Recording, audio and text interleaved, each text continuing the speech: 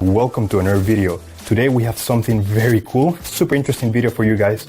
I'm gonna show you how to unlock the network of your phone to use it with any carrier. This is 100% legal. Your phone will not be damaged in any way. It is in fact very positive and beneficial to be fully network unlocked.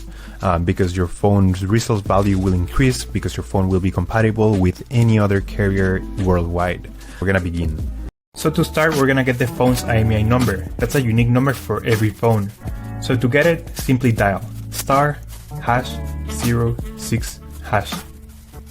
As you will see, your 15-digit IMEI number will appear in the screen of your phone.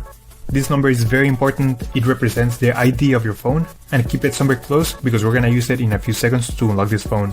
Okay, now we're gonna switch to the computer. In this website, we will request the remote unlocking of this phone.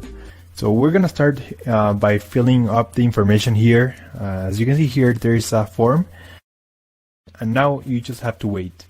You have to wait until they send you your unlock code. This may take 5 minutes and up to 3 or 10 business days. It depends on every brand. I'm gonna show you my personal email account so that you can see how the email will look like.